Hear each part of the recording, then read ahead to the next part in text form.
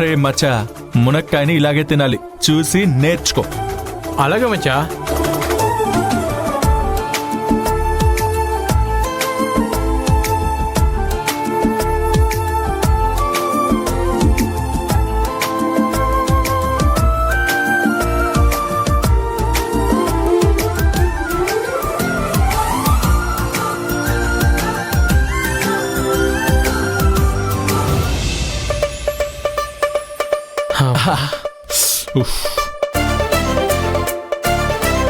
నీకు మనస్ఫూర్తిగా థ్యాంక్స్ చెప్పాలనుకున్నాను కానీ అందుకు తగ్గ సమయం కుదరలేదు. థ్యాంక్స్ ఎందుకురా, అది కూడా మనస్ఫూర్తిగా.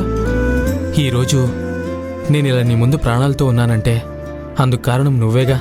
టైంకు రక్తదానం చేయకపోయి ఉంటే నా పరిస్థితి ఏమై ఉండేదే ఏమో. ఈ ప్రాణం నువ్వు పెట్టిన భిక్ష. రే కామ్గా కూర్చోరా, నేనేదో ఘనకార్యం చేసినట్టు మాట్లాడుతున్నావు. అలా అనుకోమచ్చా. అసలు నన్ను కన్నవాళ్లకే నా మీద నమ్మకం లేని టైంలో నా వెన్నింటి నిలిచి నేను కోరుకున్న జ్యోతితో నా పెళ్లి జరిపించావు.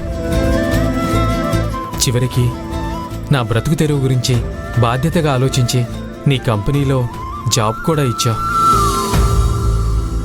ఈరోజు నేను బ్రతికే బతుకు, తినే మెతుకు ప్రతిదీ నీదేరా.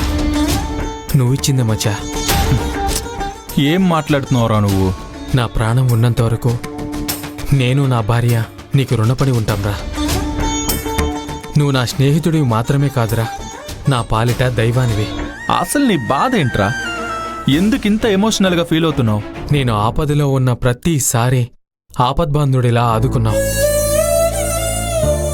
నీకిది చాలా చిన్న విషయంలా అనిపించొచ్చు, కానీ నాకు మాత్రం చాలా పెద్ద విషయం. అంతెందుకు, ఆ రోజు నువ్వు రక్తదానం చేసినప్పుడు నా కంటికి నువ్వు స్నేహితుడిలా కనిపించలేదురా, నన్ను కన్న తల్లిలా కనిపించావు. పోరా, ఇప్పటి వరకు నువ్వు చెప్పిందంతా ఓకే, కానీ చివర్లో నన్ను అమ్మతో పోల్చావు చూడు. నువ్వు కాస్తేనే సీరియస్గా ఫీల్ అవ్వవా? అదంతా మనకెందుకురా? అయినా ఉన్నది ఒక్కటే జిందగీ.